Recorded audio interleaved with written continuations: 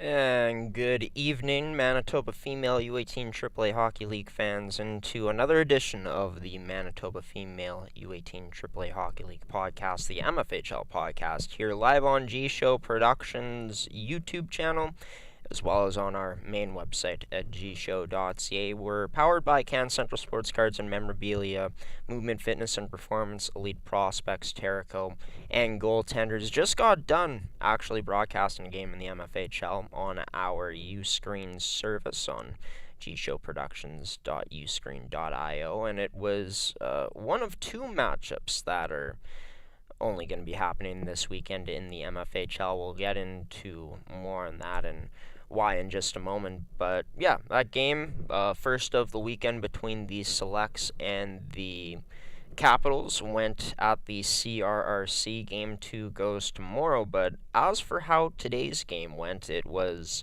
domination in the end for the Eastman Selects. The Capitals found a late goal in the second period to make things interesting, to cut the 2-0 lead down to 1, but in the end, the Eastman Selects would come away with 3 unanswered goals in the third period to power their way through to what would be their I believe it's their 21st victory of the season now. It says 20th on the website, and yeah, the standings aren't updated as of yet. So for the Eastman Selects, they're now up to 21 wins and have jumped over the Winnipeg Ice in the standings by 1 point. They'll have a chance to extend that lead to 3 points tomorrow if they're able to take care of business again against the Central Plains Capitals. As we take a look period by period, Eastman continued to shore things up in their defensive zone. There would be a few breakdowns, but Isabelle Labossiere,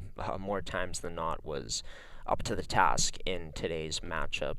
They put a lot of pressure on Central Plains, didn't really give them room to breathe at points in this game, put up a lot of shots on Bailey Schwartz, who ended up being as much of a difference maker as she could be in this game, but unfortunately couldn't get the offensive results in front of her. We take a look at how the goals by period went. Caitlin Schroeder with not only the game-winning goal, but 2 goals in this game. She also had a really nice assist to Kennedy Carrier for her 4th of the season. Great year for Caitlin Schroeder at this point, continuing to rack up the points. I know for Cheyenne Scott Cook, she had reached the 100-point milestone as a select last weekend, potted a goal today, and also had the primary assist on Sasha Lambert's goal, which gave Eastman more of a cushion once again. This game, penalty-wise, it was pretty clean for the most part, but as we can see there, still a few penalties from both sides. The Selects were able to, of course, utilize the last power play to their advantage, where Cheyenne Scott Cook would score from the slot, her 12th of the season, as 15's great year continues. But yeah, Eastman now moves to 3-0 in the season series. They'll have a chance to go perfect in their season series against Central Plains tomorrow, as they've now outscored them, I believe, 16-3 through their first 3 matchups. So where do you go from now? Or where do you go from here, as I should say, if you are the Central Plains Capitals? I spoke about them earlier on today on the broadcast, of course, since we were broadcasting their game, but talked about how this team has had some bright spots throughout the season, but overall one thing they've been lacking is consistency. And this is a much older team this year compared to last year's Central Plains Capitals. They even found themselves up in 4th place at one point this season, but now they're in danger of potentially falling down the standings as this season comes to an end, as they've now lost 7 games in a row. If Pembina Valley starts to string a few wins together and the losing ways continue for Central Plains could find themselves in that 7-2 playoff matchup, the playoff seeding, which I would believe it's something they would want to avoid. I don't think really any team would prefer going up against the Eastman Selects or the Winnipeg Ice in the first round, whichever one those of those teams may end up finishing second place, as it's going to be tight until the very end between the two. They're not separated by many points at all, even though Eastman's just jumped over them by 2 points. But as for Central Plains, it's a 7th straight loss for them.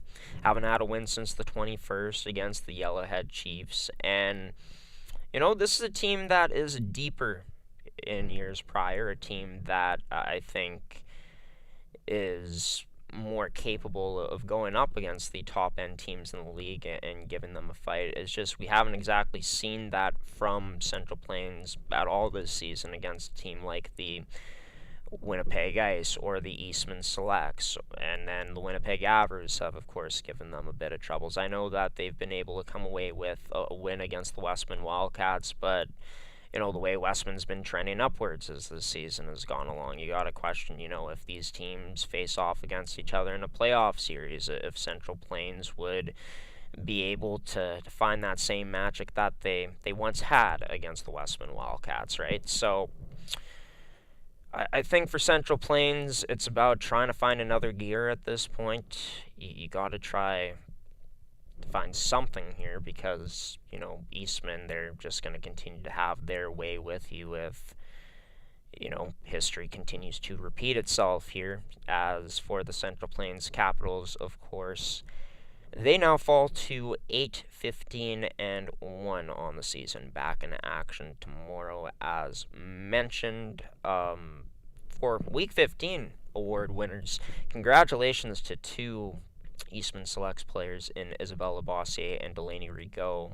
Delaney being recognized as Forward of the Week, as for Isabelle being recognized as Goalie of the Week, of course, and then Leah Clausen for the Winnipeg Avers being recognized for her strong play on the back end. And speaking of the Winnipeg Avros, the Winnipeg Ice, Pembina Valley Hawks, Westman Wildcats, Yellowhead Chiefs, really any team that isn't the Eastman Selects and the Central Plains Capitals, well, they've still showed the scores here on the MFHL's website. These have nothing to do with the regular season play. These are from the Female World Sports School Challenge, which we're going to be getting into that tournament coming up very soon here. Throughout this episode, there's going to be no guests joining me, so what I'm going to be doing is, it's kind of take a look at all of these teams, how they've been faring as of late. We're also going to take you through what the schedule looks like for the rest of this month heading into February.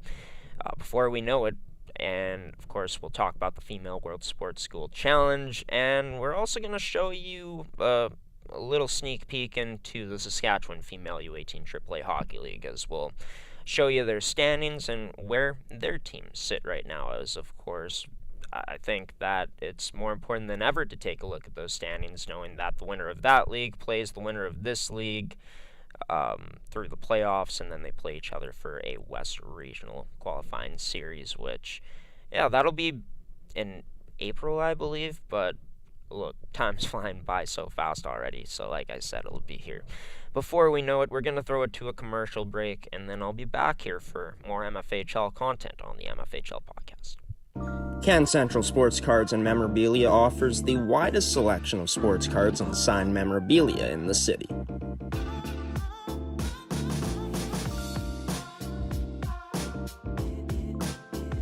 For dedicated casual and new collectors, Can Central Sports Cards and Memorabilia has everything a collector could ask for. Everything we sell is stored with care, and with help from our knowledgeable team, we'll help you find exactly what you're looking for. We carry Upper Deck hockey card brands like Series 1 and 2, the Cup, Ultimate, SPA, and plenty more. So what are you waiting for? Come down to Can Central Sports Cards and Memorabilia, Winnipeg's premier sports cards and memorabilia store.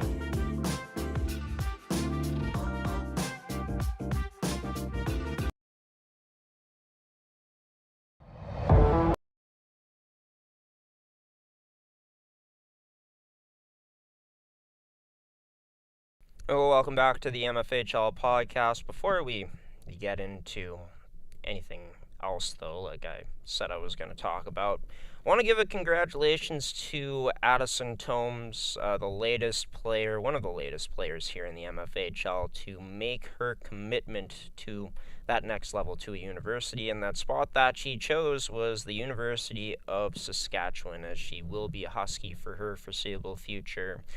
University of Saskatchewan getting who's been the best goaltender in the MFHL here recognizes that for, well, I think last season and then this season, I think Tomes is well on her way to, in my opinion, winning goaltender of the year.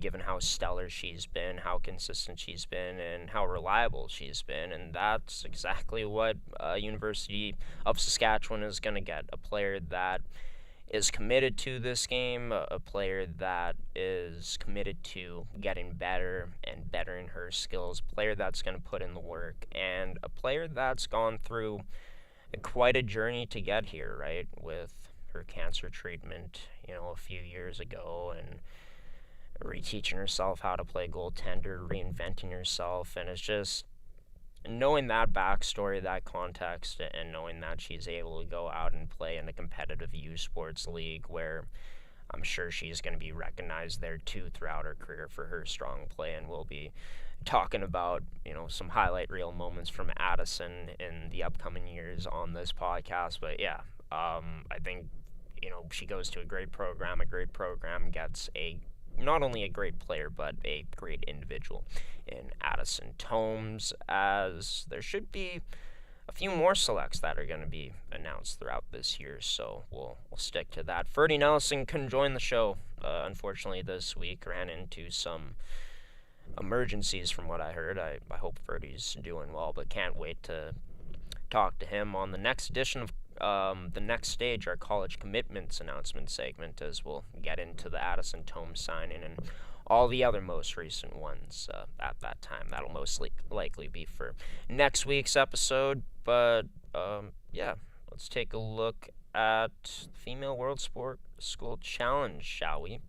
As it's hosted by the Balmoral Hall Blazers in the CSSHL. They've taken over as host for this tournament since St. Mary's Academy. Of course, no longer their traditional program, but 6 teams from the MFHL, which don't include the Selects and Capitals, are competing this weekend at the Hockey for All Center in the annual tournament, a tournament which is very beneficial for players being able to get noticed, recognized by scouts, and always very competitive with the teams that are in there. Pool 1 consists of Balmoral Hall, the host, and then 3 MFHL teams, so the Westman Wildcats, Winnipeg Avros, and Yellowhead Chiefs. Pool 2 has 1 extra team, 3 MFHL teams in that pool as well, in the Winnipeg Ice, Pembina Valley Hawks, and the Interlake Lightning. The only 2 winless teams out of the MFHL's group at this year's event are the Yellowhead Chiefs, who are 0-3 in their round-robin play, and then for the Interlake Lightning, they ended up going winless as well, going 0-4. The teams that have stood out the most, well, the Winnipeg Ice, they are atop of their group right now as they went undefeated with 3 regulation wins and a extra time victory to just edge out RHA Winnipeg for first place in Pool 2. As for the Westman Wildcats, finishing a full win behind Balmoral Hall for second in their group in Pool 1. As for the schedule at this year's event, playoffs, I believe, will be getting going soon, or they might have already gotten going. Playoffs will get going tomorrow, as pool play ended up finishing today at 2:05 p.m. It was Pembina Valley with a 6-1 victory over Pilot Mountain Hockey Academy. Tomorrow, the Winnipeg Ice face off against the Westman Wildcats in the semifinal, as both teams have a shot to battle for the championship at this point, so that guarantees that at least one MFHL team will be going to the final. It'll be one of their opponents, either Balmoral Hall or RHA Winnipeg, so there's potential bragging rights on the line.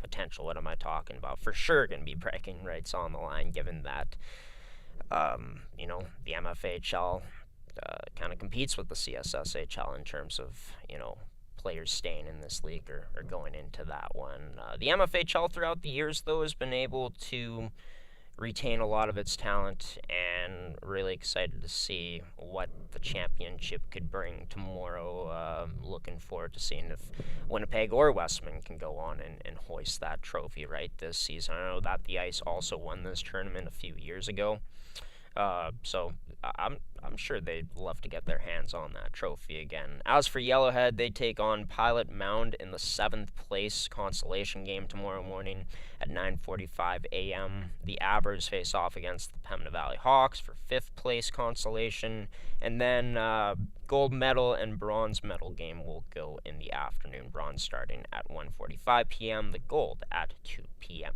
If you want to check out where all these stats are, the results, check out fwssc.bhblazershockey.com to find it. Yeah, I mean, tournament that is always so highly touted. A tournament which, the teams competing in it are hoping that it can give them even more confidence heading into the final part of the season, as this is how the standings look here.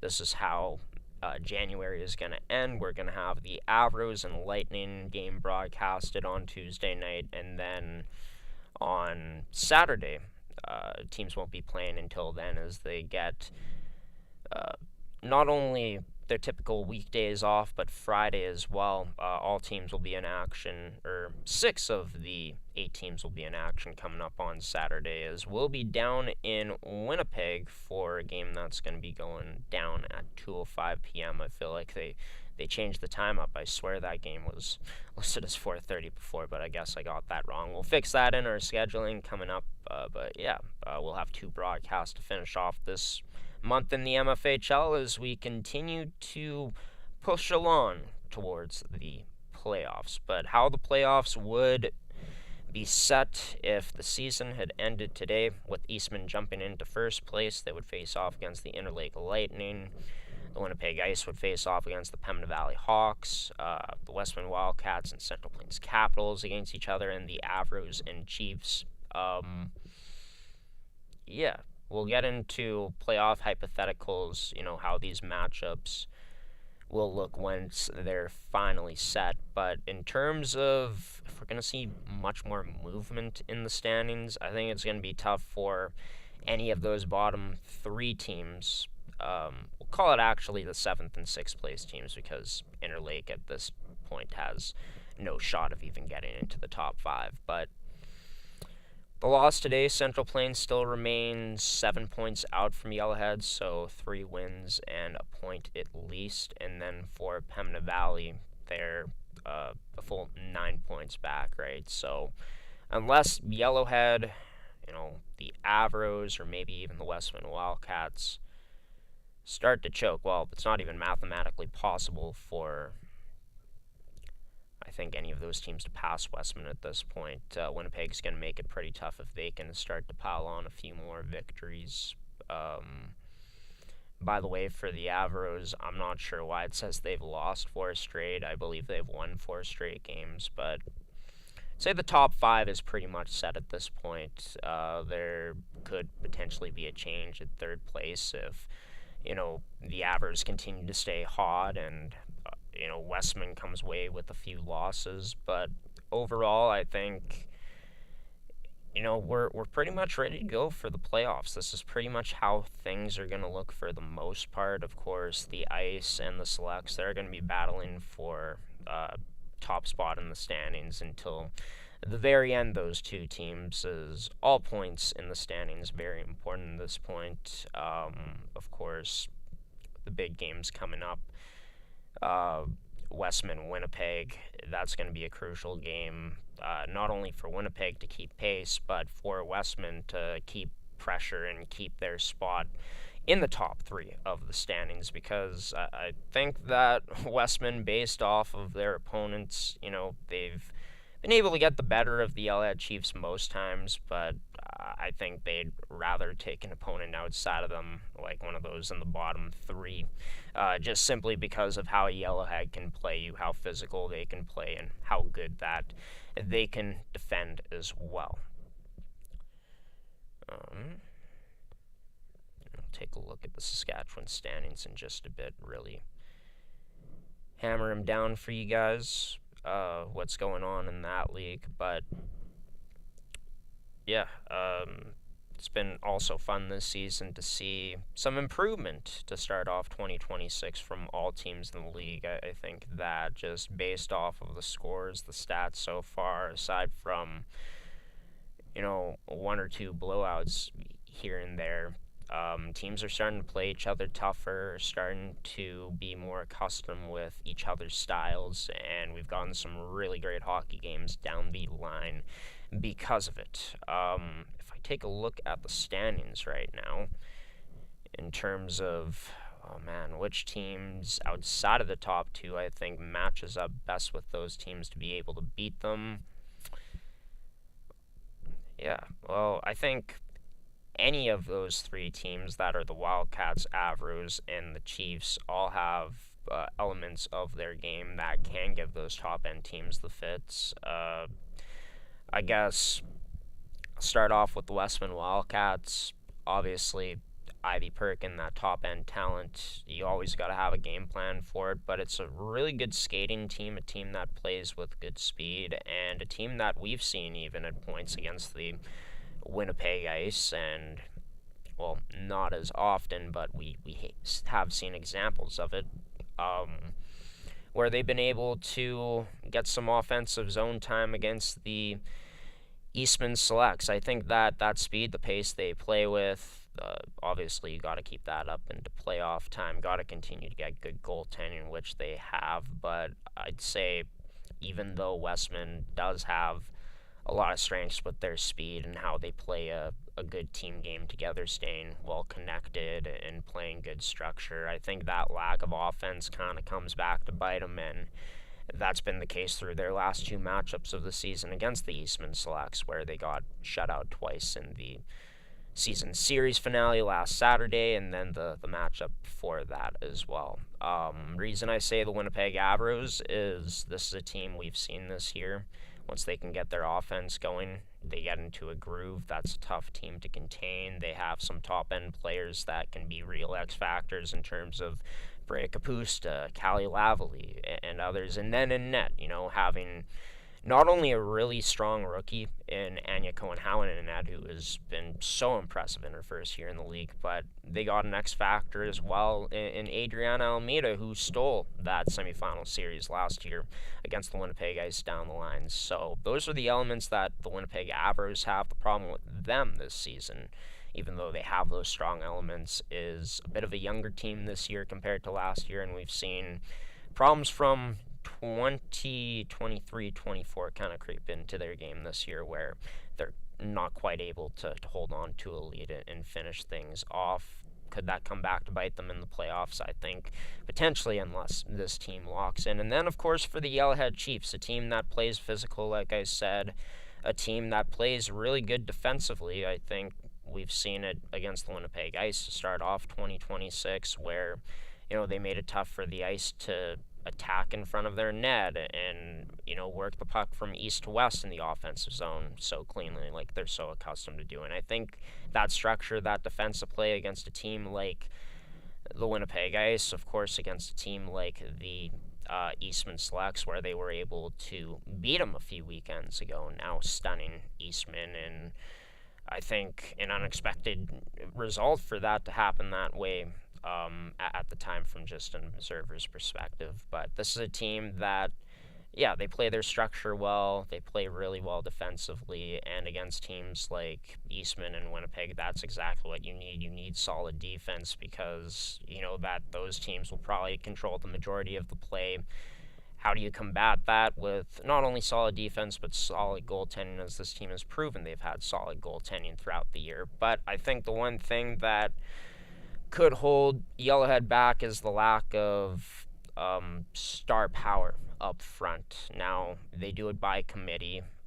It is a team that does have players that can get a really good cycle going and hem you in, and we saw that even against the Avros a few Sundays ago, where they controlled most of the game, but just couldn't come away with that victory in the end. They only put up one goal in that matchup, and unfortunately, as hard as you work, if goals don't come out of it, it really doesn't matter at the end of the day, and it may not matter how hard this team works come playoff time if their offensive woes can continue to haunt them. But those are just a few things that I think these teams have that they can use to their advantage against the Ice or the Eastman Selects, and obviously their deficiencies too, on what could lead to them not being able to get it done and falling short against those two teams in particular. But yeah, come playoff time, I mean, anything can happen, right? And all the records get thrown out the window, and then it's you play a best 3 out of 5 and see who moves on after that. But another league that is going to be starting their playoffs before they know it is the Saskatchewan Female U18 AAA Hockey League, and in that league it's a bit different. They only play best 2 out of 3 series through the playoffs. And it's playoffs where, with their 7 teams, Battleford's at this point looking like they'll be coming away with a first round bye. They're way ahead, haven't lost a game in regulation all season yet, and they have 4 games in hand on the only team that's close to them in the Swift Current Wildcats. 4 out of the 3 teams over 500, and of course Notre Dame, the lone team without a regulation win so far. They do have an overtime victory, however. Every season I've covered this league, I take a look at the Saskatchewan stats, the standings, and then I take a look at the MFHL, and once again, we take a look at the MFHL compared to this league. It seems like, it's a lot more competitive on paper, especially between the top 2 teams in the Winnipeg Ice and the Eastman Selects. This league has, let's take a look, I think 5 teams over 500 compared to the 4 in the Saskatchewan League. So, yeah, I think regular season-wise, looking at the stats, you can make an argument that the Manitoba League, could say it's more competitive compared to the Saskatchewan League. But once we get to West Regionals, that hasn't really even mattered in the past, few seasons, or as long as it's been since Manitoba's last one. It's been a long time, and I think that no matter how the Saskatchewan League looks, there's a bunch of talent down there, and whoever makes it through is very deserving to do so, and probably has a very good chance of not only taking you down, but going off to finish as a top 3 team in the Esso Cup, as Saskatchewan's teams from the past 3 seasons have all gone on to medal, and the Regina Rebels 2 years ago ended up winning the gold. So yeah, I guess what I'm trying to say is, stats, the regular season stats, how those teams look through the playoffs.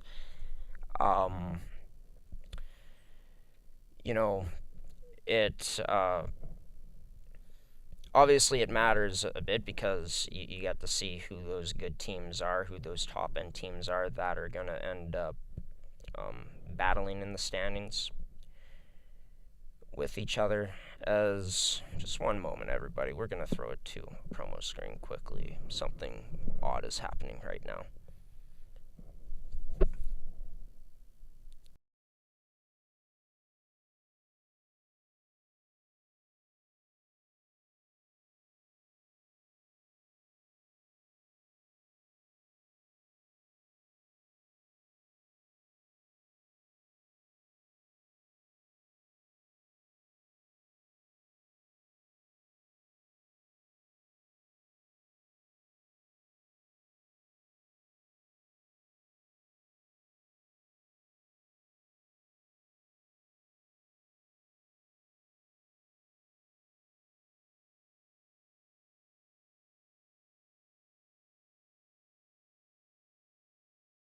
Yeah, sorry about that, folks. I got subconscious for a sec. Just to clarify, I was itching my nose, not picking it. Just want to clear that up for everyone. Thought that it looked like I was picking gold for a sec, and no, that's not the case. I can assure you that. But yeah, getting back into the Saskatchewan League, a team that is, speaking of gold, come away with a gold medal at the ESO Cup, like I said, 2 seasons ago with that Regina Rebels team. And yeah, the point I'm trying to make is, I guess, for myself and anyone that is, rooting for Manitoba, is don't get fooled by, the MFHL. It looks a bit more competitive than the Saskatchewan League and stuff like that. Because, look, at the end of the day, the past few seasons, Saskatchewan has come in and proven that, they've been able to get the better of Manitoban teams that have gone on to these West Regionals. And I think what speaks volumes about it is the past 3 seasons. I think, the best teams from Manitoba ended up going through. And I think it just hasn't been enough against really good Saskatchewan teams who, for this season are going to be most likely really good skating teams that pass the puck well to each other, around each other, and teams with really good skill, really good goaltending. I guess, yeah, whoever does make it through this year, through the Saskatchewan League to the West Regionals, which it will be held here in Manitoba, whoever that winner may be from this league in the MFHL is going to have their hands full and are going to not only need to be ready to work, but be ready to step up their game and find another gear, because that's been the difference most times is, these Saskatchewan teams have been able to find another level where, Manitoba, their teams, their talent have not quite been able to. And I know 2 years ago there was controversy in that first period with the call that was made wrong in game one between Regina and Winnipeg, and Regina would, of course, end up winning that game, and that was kind of the kiss of death for the Winnipeg Ice, because, yeah, that kind of deflated them, and they didn't exactly, wouldn't say they didn't show their best in their next game, but Regina kind of had the book on them out and really shut things down in that game, too. I think looking back at last year, like the Eastman Selects going up 1-0 against the Saskatoon Stars, the wheels ended up falling off the bus in Game 3 after a close Game 2 between the two sides. So I think that, yeah, no matter who Manitoba gets, no matter who their winner gets in of this league in the first round, or not the first round, but in the West Regional Series, I think it's going to be a handful, and you got to come ready to work. But yeah, that's going to do it for this edition of the MFHL podcast. Basically, just wanted to go through a few things since we haven't really been able to put out an episode this week. We will be back next week with Ferdy Nelson and hopefully some other guests from around the league. And yeah, looking forward to it. Looking forward to a great matchup in the MFHL coming up on Tuesday, as it'll be the Winnipeg Avros going up against the Interlake Lightning at Seven Oaks Arena. Be sure to tune in to our U-Screen coverage that night, as, yeah, they are pay-per-view games. There is monetary value behind them. $5 is the price to be able to watch, but if you do purchase, not only do you support us, but you support the MFHL as well, as a portion of the money you spend goes right back into the MFHL to help us in our mission towards helping fuel not only our coverage of hockey here in the province and the female scene, but also helping fuel that league in female hockey in general here around the province of Manitoba. I want to thank you, the viewer, for tuning into this one. If you enjoyed this edition of the MFHL podcast and want to watch any future episodes, be sure to subscribe, turn on notifications, considering doing that so you won't miss any future uploads. You'll always get the notification. Also want to thank Goaltenders, Movement, Fitness, and Performance, Can Central Sports Cards and Memorabilia, Elite Prospects, and Terrico for sponsoring another edition of the MFHL podcast. When we come back next week, we're hoping to show you guys some highlights throughout the podcast from past games that we've covered, as well as showing you our updated power rankings on where we feel these teams sit within that regard here in the league, and much more, as we'll continue to take a look at the Saskatchewan Female U18 AAA Hockey League 2 and zero in on a few of the teams that could be a thorn in the side of Manitoba teams this season, whichever team ends up being the champion of the MFHL. So, yeah, that's going to do it, everybody. Enjoy the rest of your Saturday night. We hope you stay safe and warm. Enjoy all the great hockey coming your way tonight as well and tomorrow. And until next week, MFHL fans, we'll see you then. Take care.